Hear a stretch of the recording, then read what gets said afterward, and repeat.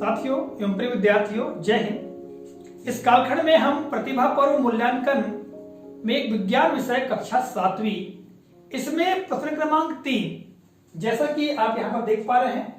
प्रश्न क्रमांक 3, अपने घर पर दिन का समय ज्ञात करने के लिए धूप घड़ी का निर्माण कीजिए एवं इसकी संरचना का सचित्र वर्णन कीजिए।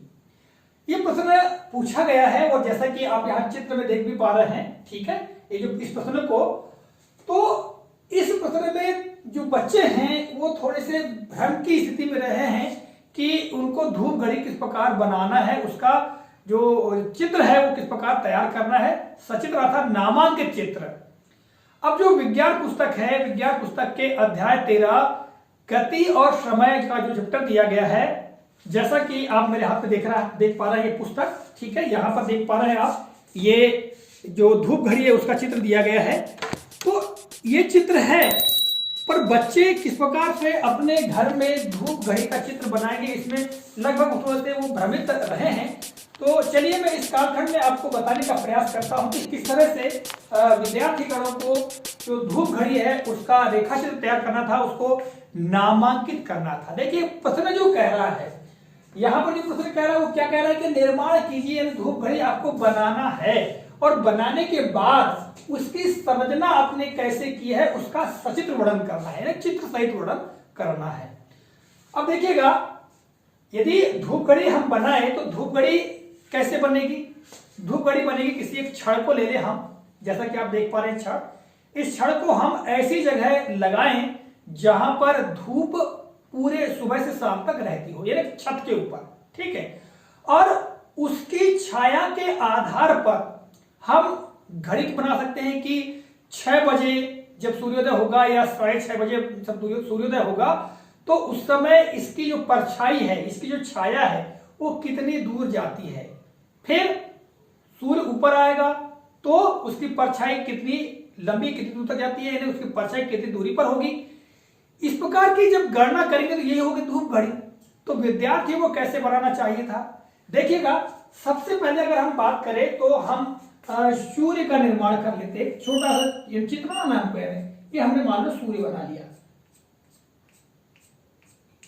इस प्रकार से, और सूर्य बनाने के पश्चात यहां पर हम एक छड़ रख देंगे, ठीक है। ये अपने को इसके लिए लेना चाहिए, जैसा मैं आपको बनाकर बताता हूं चित्र इस प्रकार से। ये मान ली जाए सतह हो गई, ये सतह है। सतह पर हमको क्या करना है, लगभग इतनी दूरी पर एक स्तंभ यानी एक छड़ को लगा देना है, या बच्चों ने लगाया होगा, ठीक है। ये क्या होगी, छड़। अब चाहे तो इसको नामांकित कर सकते, क्योंकि प्रश्न में कहा है सचित्र वर्णन करिए, सचित्र वर्णन करिए, नामांकित भी हमको करना है।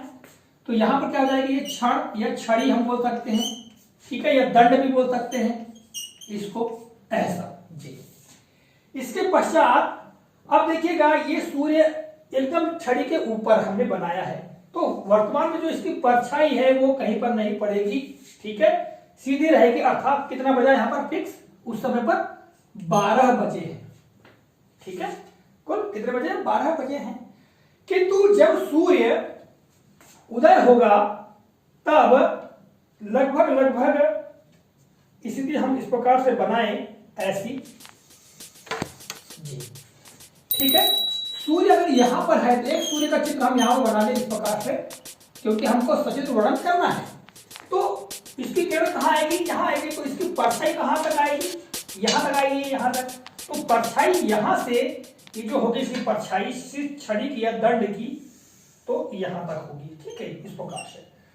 तो यदि हम देखते हैं यहां से यहां तक इसकी अगर परछाई पड़े, तो अगर उस समय समय मान लो 6 बजा है, कितना बजा है, 6 बजा, लगभग 6 बजे दिन निकल जाता है, ठीक है। अगर हम ग्रीष्म काल की बात करें तो 6 बजा है, और 6 बजे के पश्चात जो दिन है वो आगे बढ़ते जाएगा।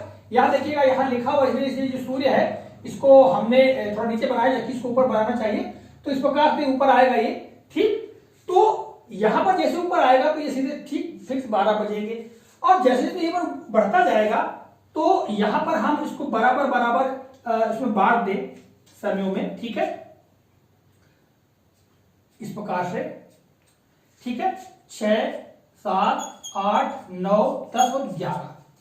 तो ये जो समय होगा ये काय का होगा, पूर्वाह्न समय होगा, यानी सूर्योदय का समय होगा पूर्वाह्न समय।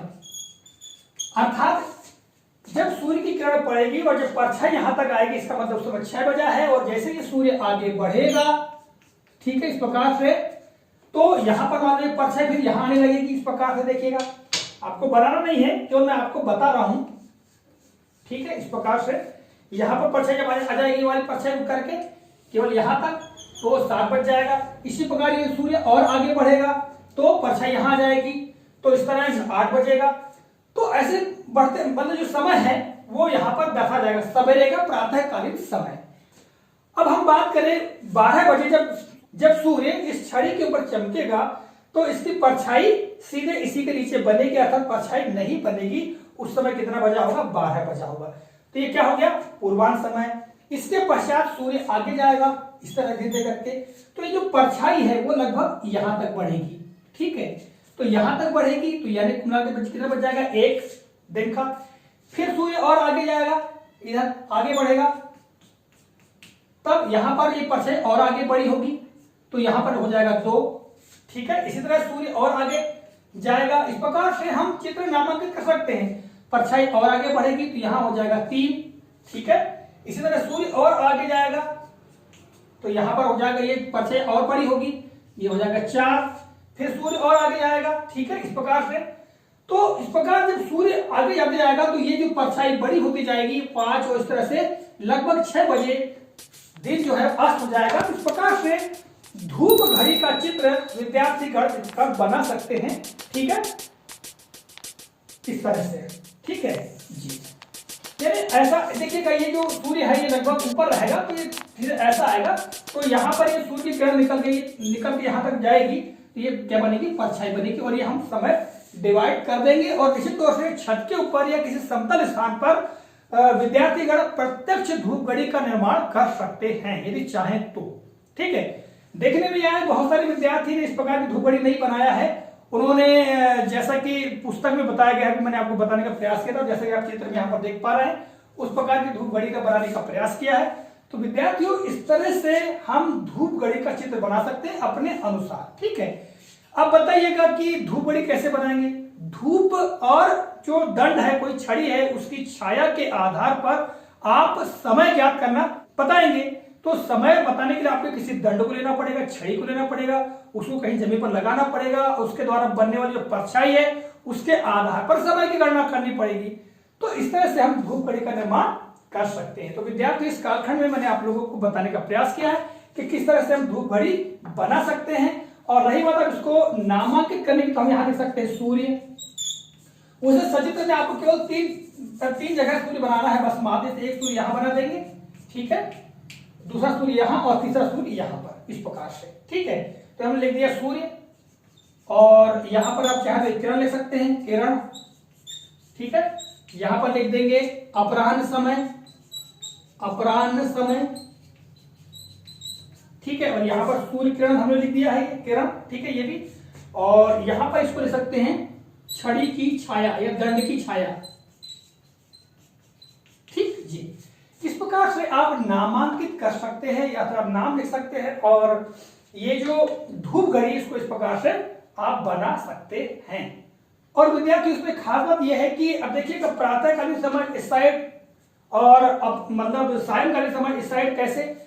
आपको ज्ञात है कि जब भी किसी नक्शे की हम बात करें या मैप की बात करें तो हमारे दाहिने हाथ की ओर क्या होता है, पूर्व होता है, और पूर्व की तरफ से सूर्य उदय होता है, पश्चिम की तरफ अस्त होता है, ये पश्चिम।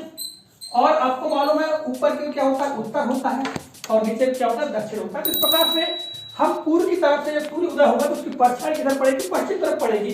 तो इधर जब घड़ी का जो समय दर्शाया जाएगा वो अपराह्न, वो समय पूर्वाह्न का होगा, और जबकि पूर्व की तरफ जब पश्चिम की तरफ सूर्य जाएगा तो वो समय क्या होगा, अपराह्न का समय होगा।